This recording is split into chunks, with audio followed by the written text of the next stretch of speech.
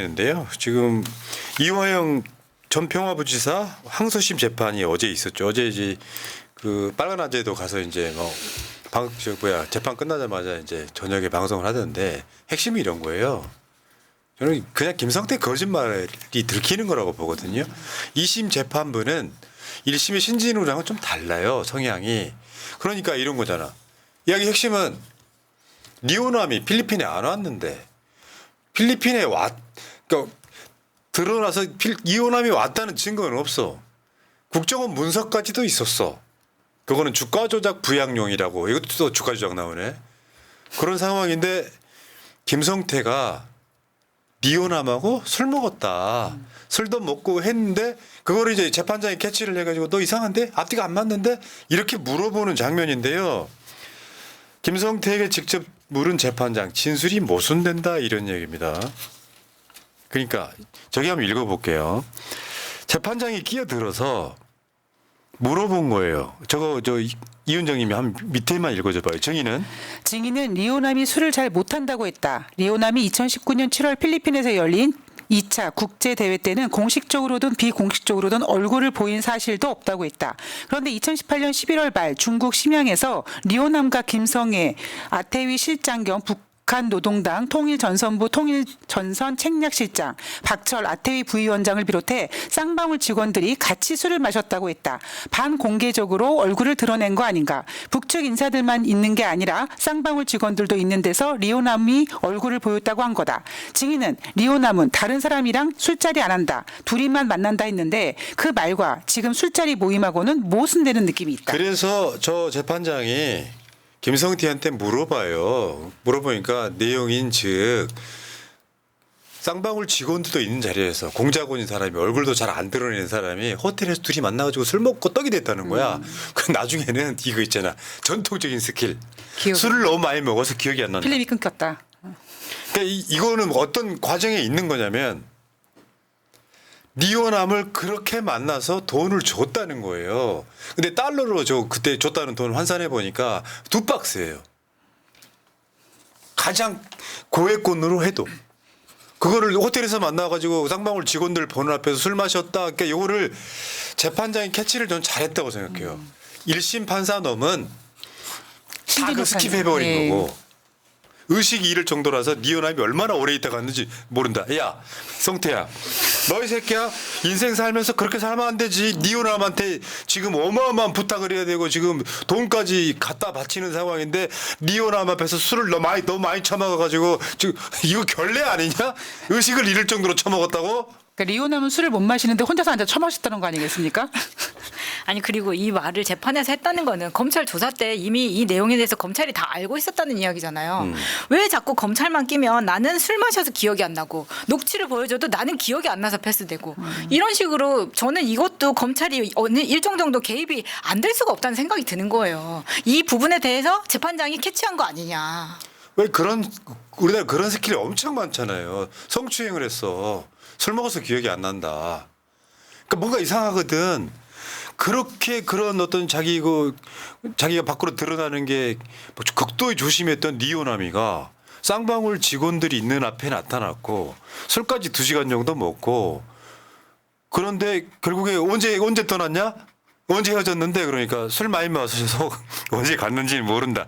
난 이걸로 끝났다고 봐야지. 리오남이는 필리핀에 오지 않았다니까요. 그리고 밀항을 하지 않는 한 그 달러를 들고 공항 나갈 수 있어요? 안 되죠. 지금 왜냐하면 필리핀과 북한에 저때 수교가 안 돼 있을 때였다고 하잖아요. 그래서 그 명단이 정확하게 나와 있지 않으면은 리오남이 안 간 거라고밖에 볼 수 없는데 저 자리에 저렇게 나와서 술을 저렇게 먹었다고요? 말도 안 되는. 그게 솔직히 말하면 이 사건도 검찰이 공범이잖아요. 그렇죠. 이재명 잡기 위해서 김성태, 안부수 이런 사람들 3인성으로 딱 만들어내니까 이화영은 가만히 앉아있다가 이재명 대표 방북을 위해서 북한에 돈 버는 사람 돼버리는 거예요. 그때 안부수는 김성태가 딸내미한테 막 오피스텔 막 해주고 막, 예? 그래가지고 다 같이 불러가지고 검찰청에서 파티했잖아. 그리고 거기다가 이번 같은 경우에는 신진우 판사 놈까지 같은 공범이었죠. 그래서 이번에 이재명 1심 재판부 재배당 요청했지만 기각당하지 않았습니까? 그래서 굉장히 우리가 걱정을 많이 했는데 문재현 부장판사가 이렇게 딱 짚어내다 보니까 사실 이런 분도, 그러니까 이런 부분을 걱정했다고 하더라고요. 24일 변론 종결하겠다라고 그래가지고 지난번 2019년 필리핀에 리오남 오지 않았다라고 검사 청문회에서 증언하셨던 하동혁 씨가 증인으로 채택됐는데 이거 받아들이지 않는 거 아니냐라고 했는데 받아들여졌다고 합니다. 그래서 진실이 좀 밝혀지겠다. 신진우 판사가 짜놓은 이 엄청난 것을 진실로 확인할 수 있겠다라고 기대할 만하죠. 아이고 참 대단하네요. 이놈의 정권은 그러니까 김건희 주가 조작은 저렇게 털어주는 놈들이 없는 죄 있는 죄 만들어 가지고 이화영을 매개로 이재명 대표 엮어 보려고 하다가 지금 사실상 실패로 끝나고 있는 사건이잖아요. 법의 수사와 판결은 상식적이어야 되는 거예요. 이재명 대표 이야기 나와서 하나만 더 짚고 넘어갈게요. 지금까지 25만 원 뭐 지원금 이렇게 나눠주자고 하면 효과 없다고 했었잖아요. 대한민국 최고의 영재들이 모인 카이스트에서 코로나19 재난지원금 효과를 증명을 해보였습니다. 내가 이 비슷한 이야기를 얼마 전에 한 적이 있습니다. 전체 규모가 있기 때문에 한 13조 원쯤 나눠주면 막 20 몇 프로 30 몇 프로 올라가는 게 아니에요. 근데 마중물은 된다고. 근데 카이스트에서 지금 이거를 김지희 카이스트 경영대 기술경영학부 교수팀이 이거를 증명을 해버렸어요. 근데 9% 상승이면 거의 그러니까 어마어마한 거죠. 평균이잖아요. 그러면 더 많은 수익을 낸 사람도 있다는 그렇죠. 얘기잖아요. 그럼 이 정도면은 해줄 만한 충분한 이유가 되는 겁니다. 근데 안 해주는 이유는 뭐예요? 지들은 그렇게 밖에 나가서 펑펑 쓰고 다니면서. 가만 왜 25만 원만 나눠줍니까? 뭐 1억을 주고 뭐 10억을 줘 뭐 이런 미친 거지 발사기 같은 게 100억도 줄 수 있지. 씨발. 아니 왜냐면 25만 원 지급을 하면 무슨 25만 원을 딱 맞춰서 쓰시는 분들도 계시지만 뭐 내가 만약에 한 35만 원짜리 사고 싶은데 25만 원 생기면은 내가 추가적으로 더 돈을 쓰기 때문에 매출 효과가 굉장히 상승할 수가 있는 부분이 그러니까 있습니다. 저게 이제 이재명 대표가 경기도지사일 때 경기도가 재난지원금을 지급을 했고 당시 인천은 지급을 안 해서 두 그 소상공인 매출을 비교를 해본 그거거든요. 근데 9% 더 올라가더라. 저기 경기도가 이걸 증명해 보인 거예요. 지금까지 국민의힘 쪽에서 야 이거 13조 원 써봤자 효과도 없어라고 이야기했던 거 다 박살난 결과가 나온 거예요. 그러니까 이재명 대표 입장에서 보면은 사실 이런 결과가 나오면 국민의힘이나 윤석열은 쌩깔려고 하겠지 무시하려고 하겠지만요. 실제로 효과가 없다는 게 말이 돼요? 말도 안 되는 소리죠. 쟤네들 논리 중에 하나가 뭐냐면 요거를 나눠주면 사람들이 자기가 쓸 돈 안 쓴다. 더 썼다는 이야기 하는 거예요. 이게 지금 그러니까 그 지역화폐로만 나눠주고 이게 여기 무슨 얘기가 나오냐면 현금으로 지급한 미국 싱가포르와 달리 우리나라는 소상공인 업장에서만 재난지원금을 사용하게 함으로써 가계와 지역경제를 살리는 두 가지 목표를 한꺼번에 달성할 수 있었다. 그러니까 지역화폐라는 것이 얼만큼 효과적인 수단인지를 보여주는 거예요. 그 지역에서만 쓸 수 있는 현금성 화폐인데 이게 또 유효기간이 있어. 6개월원에 써야 돼. 그러니까 집중적으로 동네 골목 상권에 투하되는 건데 이거를 계속해서 효과가 없다고 말했던 사람들 좀 무색하게 됐습니다. 뭐 일본 같은 경우에 효과 없었다는 그런 사례가 있었기 때문에 왜냐면 현금으로 주고 그렇죠. 통장으로 다 절금해 보려고. 하니까 그렇게 됐었는데 일본 사례만 보지 말고 쪽발이 정보 아니랄까봐 계속 그런 식으로 하는데 이거 이렇게 나왔으면 좀 반영을 하시라. 이러니까 카이스트 R&D 예산 더 깎고 이런 짓 하지 말고. 김건희 무혐의에 마차님이 좀 많이 텐션이 올라가네. 도대체 이 새끼들 왜 이렇게 우리 마찬이 괴롭혀가지고 그러게. 이렇게 텐션을 올려놨어요.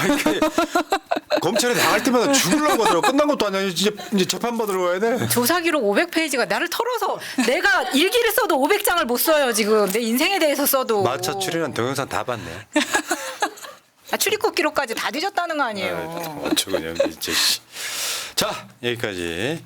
어쨌건 이재명 대표 참 저는 제가 여러분들한테 미리 말씀드리지만 언젠가 웃으며 이야기할 날이 와요.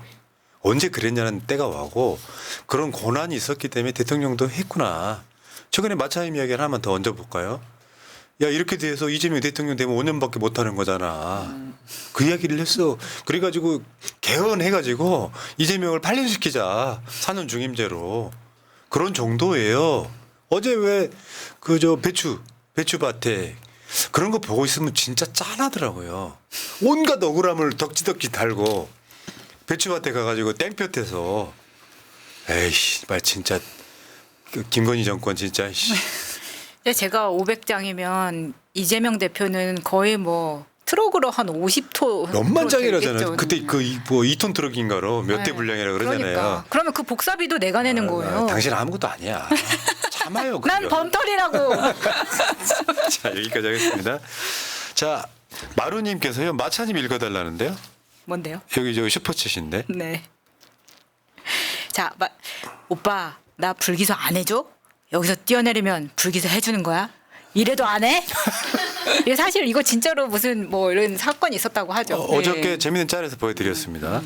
구자형님 검새들을 전부 삼천교육대에 보내 대가리 개조를 다시 해야 됩니다. 그러니까 지금 이런 거죠. 여러분들은 검찰에 대한 분노와 적개심이 지금 끌어오르고 있잖아요. 어떻게 되겠어요? 정권 바뀌면.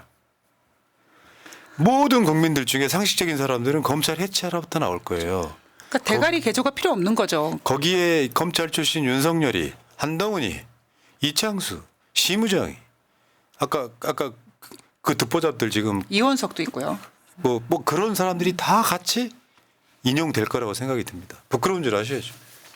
여기까지 할게요. 1부 마치겠습니다.